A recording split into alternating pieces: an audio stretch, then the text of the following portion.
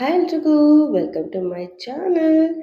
ಇವತ್ತು ನಾವು ಬಂದಿರೋದು 400 ವರ್ಷ ಇತಿಹಾಸವಿರುವಂತಹ ಪುರಾತನ ದೇವಸ್ಥಾನಕ್ಕೆ. ಬರೀ ಪುರಾತನ ಅಂತ ಹೇಳಿದ್ರೆ ಸಾಕಾಗಲ್ಲ, ಒಂದು ಪವರ್ಫುಲ್ ಟೆಂಪಲ್ ಅಂತಾನೆ ಹೇಳ್ಬೋದು. ಇತಿಹಾಸದಲ್ಲಿ ಶಿವಾಜಿ ಅವರ ಹೆಸರನ್ನು ನಾವು ಕೇಳೇ ಇರ್ತೀವಿ. ಶಿವಾಜಿ ಅವರ ಅಣ್ಣರಾದ ಎಕ್ಕೋಜಿಯವರು 1669ರಲ್ಲಿ ಈ ದೇವಸ್ಥಾನವನ್ನು ಇಲ್ಲಿ ಸ್ಥಾಪನೆ ಮಾಡ್ತಾರೆ. ಹಾಗೆ ಶಿಲಾಶಾಸನದಲ್ಲಿ ಕೆತ್ತಿಸ್ತಾರೆ, ಸೂರ್ಯ ಚಂದ್ರರಿರುವವರೆಗೂ ಈ ದೇವಾಲಯವನ್ನು ಹೊಡಿಬಾರ್ದು ಅಂತ. ಇಲ್ಲಿ ಇರುವ ಶಿವಲಿಂಗವು ಉದ್ಭವ ಮೂರ್ತಿಯಾಗಿದ್ದು ಕಾಡಿನಲ್ಲಿ ದೊರಕಿದ ಕಾರಣ ಕಾಡುಮಲೆ ಎಂದು ಅಲ್ಲಿರುವ ನಗರದ ಜನರು ಕರೆಯಲಾರಂಭಿಸ್ತಾರೆ. ಈ ಒಂದು ದೇವಸ್ಥಾನದಿಂದಲೇ ಇಲ್ಲಿರುವ ನಗರವನ್ನು ಕಾಡು ಮಲ್ಲೇಶ್ವರ ಮತ್ತು ಮಲ್ಲೇಶ್ವರ ಎಂದು ಹೆಸರು ಬಂದಿದೆ ಎನ್ನುವಂತಹ ವಾಡಿಕೆ. ಶಿವನು ಅಭಿಷೇಕ ಪ್ರಿಯವಾಗಿದ್ದು ಇಲ್ಲಿ ಪ್ರತಿದಿನವೂ ಅಭಿಷೇಕ ನಡೆಯುತ್ತೆ.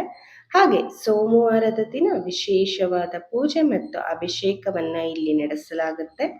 ಅಷ್ಟಮಿಯಲ್ಲಿ ಕಾಲಭೈರವ ಪೂಜೆಯನ್ನು ಕೂಡ ಇಲ್ಲಿ ವಿಜೃಂಭಣೆಯಿಂದ ನಡೆಸ್ತಾರೆ. ಹಾಗೆ ಪೌರ್ಣಮಿಯಲ್ಲಿ ಅಮ್ಮನವರಿಗೆ ಅಭಿಷೇಕ, ನವರಾತ್ರಿಯಲ್ಲಿ ಅಮ್ಮನವರಿಗೆ ವಿಶೇಷವಾದ ಅಲಂಕಾರಗಳನ್ನು ಮಾಡ್ತಾರೆ. ಹಾಗೆ ಆರುದ್ರ ನಕ್ಷತ್ರದಲ್ಲೂ ಸಹ ಇಲ್ಲಿ ವಿಶೇಷವಾದ ಪೂಜೆಗಳನ್ನು ನಡೆಸ್ತಾರೆ. ಹಾಗೆ ಶಿವಲಿಂಗ ಅದು ಉದ್ಭವ ಮೂರ್ತಿ ಇದ್ದ ಕಡೆ ಶಿವರಾತ್ರಿ ಹೇಗಿರುತ್ತೆ ಅಂತ ಹೇಳೋದೇ ಬೇಡ. ಶಿವರಾತ್ರಿ ತುಂಬಾ ವಿಜೃಂಭಣೆಯಿಂದ ಇಲ್ಲಿ ನಡೆಸಲಾಗುತ್ತೆ.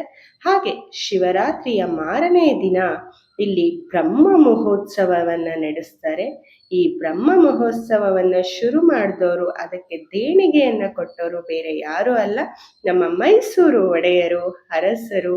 ಈ ಒಂದು ಸಂಪ್ರದಾಯವನ್ನ, ಈ ಒಂದು ಮಹೋತ್ಸವಕ್ಕೆ ದೇಣಿಗೆಯನ್ನ ನೀಡಿ ಈ ಒಂದು ಮಹೋತ್ಸವವನ್ನು ವಿಜೃಂಭಣೆಯಿಂದ ನಡೆಸಲಾರಂಭಿಸ್ತಾರೆ.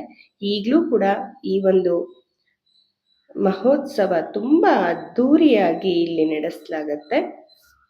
ಈ ದೇವಸ್ಥಾನದ ಮತ್ತೊಂದು ವೈಶಿಷ್ಟ್ಯತೆ ಏನಪ್ಪಾ ಅಂತಂದ್ರೆ, ಈ ದೇವಾಲಯದಲ್ಲಿ 4 ಬಾಗಿಲುಗಳಿವೆ. ಎಲೆ ಮಲ್ಲಪ್ಪ ಶೆಟ್ಟರು ಈ ದೇವಾಲಯವನ್ನು ಶಿವಾಗಮನ ಶಾಸ್ತ್ರದ ರೀತಿಯಲ್ಲಿ ಕಟ್ಟಿಸ್ಬೇಕು ಅಂತ ನಿರ್ಧಾರ ಮಾಡಿ, ಮಧ್ಯದಲ್ಲಿ ಶಿವಲಿಂಗ ಇದ್ದು ಸುತ್ತಲೂ 4 ದಿಕ್ಕಿನಲ್ಲಿ ಬಾಗಿಲುಗಳಿವೆ. ಇದರ ಉದ್ದೇಶ, ಶಿವನು ಮಧ್ಯದಲ್ಲಿದ್ದು 4 ದಿಕ್ಕಿನಿಂದ ನಮ್ಮನ್ನು ಕಾಯ್ತಾನೆ ಅನ್ನುವಂತಹ ನಂಬಿಕೆಯನ್ನು ಇಲ್ಲಿನ ಜನ ಹೊಂದಿದ್ದಾರೆ. ಇಷ್ಟೇ ಅಲ್ಲದೆ ಪ್ರತಿ ಹುಣ್ಣಿಮೆಗೂ ಇಲ್ಲಿ ಸಾಂಸ್ಕೃತಿಕ ಕಾರ್ಯಕ್ರಮ ನಡೆಯುತ್ತೆ. ಅದು ಕೂಡ ಹುಣ್ಣಿಮೆಯ ಹಾಡುಗಳು ಅಂತ. ಈ ಕಾರ್ಯಕ್ರಮದಲ್ಲಿ ಯಾರು ಬೇಕಾದರೂ ಬಂದು ಭಾಗವಹಿಸಬಹುದು. ತುಂಬಾ ಉತ್ತಮವಾದ ನಮ್ಮ ಸಂಸ್ಕೃತಿಯನ್ನು ಉಳಿಸುವಂತಹ ಒಂದು ಒಳ್ಳೆ ಕಾರ್ಯಕ್ರಮ. ಹಾಗೆ ನೀವೆಲ್ಲರೂ ಕೇಳಿರ್ತೀರ ಕಡಲೆಕಾಯಿ ಪರ್ಸೆ ಅಂತ. ಹೌದು, ಕಡಲೆಕಾಯಿ ಪರ್ಸೆ ನಡೆಯುವಂತಹ ಜಾಗ ಕೂಡ ಇದೆ. ಆ ದಿನ ಕಡಲೆಯಿಂದ ಶಿವನನ್ನು ಅಲಂಕಾರ ಮಾಡಿರ್ತಾರೆ. ಹಾಗೆ ನಂದಿ ಮೂರ್ತಿಯನ್ನು ಸಹ ಕಡಲೆಯಿಂದ ಅಲಂಕಾರ ಮಾಡಿರ್ತಾರೆ. ಆ ದಿನ ಭಕ್ತಾದಿಗಳು ರಾಶಿಗಟ್ಟಲೆ ಕಡಲೆಯನ್ನು ಇಲ್ಲಿ ತಗೊಂಡ್ಬಂದು ದೇವರ ಮುಂದೆ ಸುರಿದು ಭಕ್ತಿಯಿಂದ ಪ್ರಾರ್ಥನೆಗಳನ್ನು ಸಲ್ಲಿಸ್ತಾರೆ.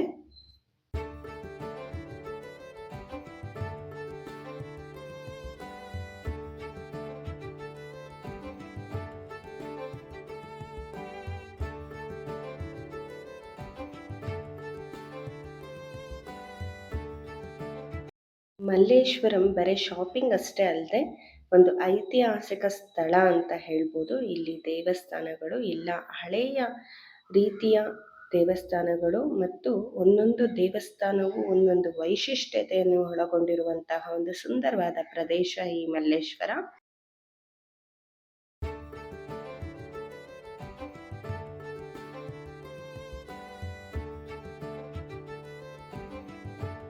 ಇಂಥ ಒಂದು ಫುಲ್ ಬ್ಯುಸಿ ಏರಿಯಾದ ಮಧ್ಯ ಒಂದು ಸುಂದರವಾದ ಪ್ರಶಾಂತವಾದ ವಾತಾವರಣ ಇದೆ ಅಂದರೆ ಅದು ಈ ಕಾಡು ಮಲ್ಲೇಶ್ವರ ದೇವಸ್ಥಾನ. ಸಿಟಿಯಿಂದ ಹೊರಗೆ ಬಂದಿರುವಂತಹ ಒಂದೊಳ್ಳೆ ವಾತಾವರಣ ಮತ್ತು ಫ್ರೆಶ್ ಗಾಳಿ ಜೊತೆ ಮನಸ್ಸು ಕೂಡ ನಿರಾಳ ಆಗುವಂತಹ ಒಂದು ಸುಂದರ ಪ್ರದೇಶ ಈ ಕಾಡು ಮಲ್ಲೇಶ್ವರ ದೇವಸ್ಥಾನ. ನೀವು ಕೂಡ ಮಲ್ಲೇಶ್ವರಂ ಕಡೆ ಬಂದರೆ ಈ ಒಂದು ಐತಿಹಾಸಿಕ ಮತ್ತು ಸುಂದರವಾದ ದೇವಸ್ಥಾನವನ್ನು ಮಿಸ್ ಮಾಡದೆ ದರ್ಶನ ಮಾಡ್ಕೊಂಡು ಹೋಗಿ ಅಂತ ಹೇಳ್ತಾ, ಥ್ಯಾಂಕ್ ಯು ಫಾರ್ ವಾಚಿಂಗ್. ಹೋಗೋಕ್ಕೂ ಮುಂಚೆ ಇನ್ನೊಂದು ವಿಷಯ, ನೀವು ಈ ಕಡೆ ಬಂದರೆ, ಈ ದೇವಸ್ಥಾನಕ್ಕೆ ಬಂದರೆ, ಒಂದೇ ದೇವಸ್ಥಾನ ಅಷ್ಟೇ ಅಲ್ಲದೆ ಪಕ್ಕದಲ್ಲಿ ಇರುವಂತಹ ಶ್ರೀ ಲಕ್ಷ್ಮೀ ನರಸಿಂಹಸ್ವಾಮಿ ದೇವಸ್ಥಾನ, ಹಾಗೆ ಗಾಯತ್ರಿ ದೇವಿ ದೇವಸ್ಥಾನ, ಹಾಗೆ ನಂದಿ ತೀರ್ಥ ಕಲ್ಯಾಣ ಕ್ಷೇತ್ರ, ಹಾಗೆ ಸಾಯಿಬಾಬಾ ಟೆಂಪಲ್, ಎಲ್ಲ ದೇವಸ್ಥಾನವನ್ನು ಒಂದೇ ಸರಿ ದರ್ಶನ ಮಾಡ್ಬೋದು. ಎಲ್ಲ ಅಕ್ಕಪಕ್ಕ ಇರುವಂತಹ ದೇವಸ್ಥಾನಗಳು. ಶ್ರೀ ಲಕ್ಷ್ಮೀ ನರಸಿಂಹದ ಸ್ವಾಮಿ ದೇವಸ್ಥಾನವನ್ನು ನಿಮಗೆ ತೋರಿಸ್ಲಿಕ್ಕೆ ನನಗೂ ಆಸೆ, ಬಟ್ ಅಲ್ಲಿ ಒಳಗೆ ಹಲೋ ಇಲ್ಲ. ಸೊ ನಿಮಗೆ ಈ ವಿಡಿಯೋ ಇಷ್ಟ ಆಗಿದ್ರೆ ಲೈಕ್ ಮಾಡಿ, ಕಮೆಂಟ್ ಮಾಡಿ, ಹಾಗೆ ಸಬ್ಸ್ಕ್ರೈಬ್ ಮಾಡೋದನ್ನ ಮರಿಬೇಡಿ. Thank you so much.